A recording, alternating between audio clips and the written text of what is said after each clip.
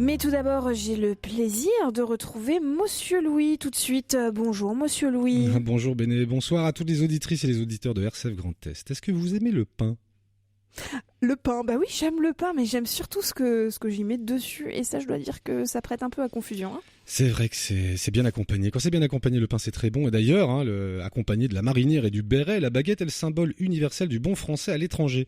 Et c'est vrai que, sauf intolérance alimentaire, la grande majorité de nos compatriotes aiment le pain sous toutes ses formes. Baguette, pain long, ficelle et tant d'autres variétés, comme les miches de la boulangère exhibent fièrement dans sa vitrine. Selon la Confédération nationale des boulangers et boulangers-pâtissiers de France, il y aurait autour de 33 000 boulangeries sur le territoire, fréquentées chaque jour par 12 millions de consommateurs qui achètent 6 milliards de baguettes par an, soit quasiment 3 fois plus que de burgers américains par exemple. Belle résistance, mais le prix d'un burger est quand même plus élevé que celui d'une baguette. C'est vrai Béné, vous avez raison, comme d'habitude, toujours première sur le fact-checking.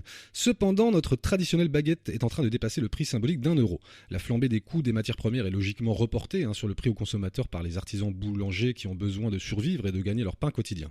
Il n'aura pas échappé à votre sagacité qu'une inflation importante touche une économie mondiale perturbée par des crises géopolitiques. Mais je voulais faire une pause dramatique pour récupérer l'attention après un j'ai emploi. cru qu'on vous avait perdu. Voilà, après un emploi abusif de mots compliqués, mais un petit refrain sur le coût de la vie est chantonné depuis bien plus longtemps dans les conversations privées, et je mets au défi les auditeurs et les auditrices de RCF de ne l'avoir jamais pensé au moins une fois.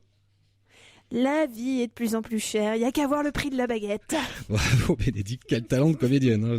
Vous auriez, moi je vous en prie, vous auriez pu faire carrière dans le cinéma et apparaître, je sais pas, moi, dans un film de Michael Bay intitulé Nos pains, nos gains. Alors c'est un débat qui a priori fait quasi consensus, ou en tout cas qui divise moins les familles que celui consistant à choisir entre les termes pain au chocolat ou chocolatine. Et pourtant, vous me connaissez, j'aime bien gratter pour savoir ce qu'il y a sous la croûte, et figurez-vous que le résultat est plutôt surprenant. En effet, selon l'INSEE, l'Institut National de la Statistique et des Études économiques, le prix de la baguette est passé de l'équivalent de 10 centimes d'euros dans les années 70 à près de 1 € aujourd'hui, soit une multiplication du prix par 10, ce qui semble confirmer la théorie précédente.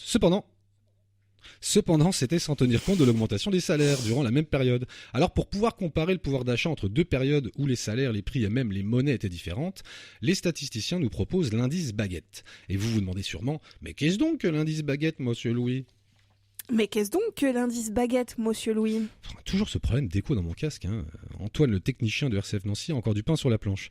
Eh bien, l'indice baguette consiste à calculer combien de temps les Françaises et les Français doivent travailler pour s'acheter le fameux sésame. Et l'on apprend que, toujours selon les chiffres de l'INSEE, s'il fallait travailler plus de 10 minutes dans les années 70 pour acquérir une baguette de pain, en 2021, il fallait travailler 5 minutes seulement.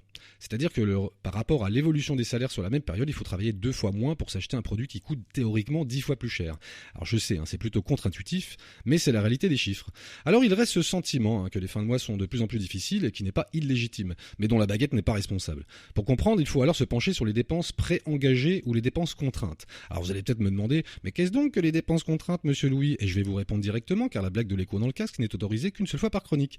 Donc, ces dépenses contraintes correspondent aux prélèvements mensuels sur votre compte en banque, c'est-à-dire le loyer, assurance, énergie, etc. Et ces dépenses sont passées de 12,8% du budget des familles françaises dans les années 60 à plus de 28% aujourd'hui. Les frais de logement, par exemple, sont passés de 9,5% du budget à plus de 22% de nos jours. Et s'ajoute à cela tout un tas de dépenses contraintes qui n'existaient pas il y a 60 ans, abonnement internet, téléphone mobile, plateforme de streaming ou salle de sport. Alors si je vous raconte tout ça, c'est pas du tout pour nier ou relativiser les difficultés rencontrées par les auditeurs et les auditrices de RCF. Moi-même, travailleur précaire de la déambulation oratoire, je m'inquiète dès que je vois le numéro de ma banquière s'afficher sur mon téléphone. On a tous raison d'être inquiets, mais on se trompe peut-être de colère. Évidemment, ces difficultés financières sont vécues différemment selon les revenus des foyers. Comme le dit le titre du film de Max Pécasse de 1980, « Mieux vaut être riche et bien portant que fauché et mal foutu ». Et les causes des difficultés sont multiples, mais sûrement pas à cause du prix de la baguette, ni d'ailleurs parce que c'est le deuxième couplet de la chanson populaire, à cause de l'instauration de l'euro, la monnaie unique européenne, qui n'a pas provoqué d'inflation cachée. Mais j'ai quand même un petit regret avec l'euro. Ah oui, c'est quoi ce regret alors, monsieur Louis ? Le choix du nom. À la base, ça devait pas s'appeler l'euro, mais écu. Et ça m'ennuie car j'aurais pu terminer ma chronique en clamant bien fort « Vive les miches et vive l'écu ». Belle semaine à tout le monde. Bravo, monsieur Louis, merci beaucoup.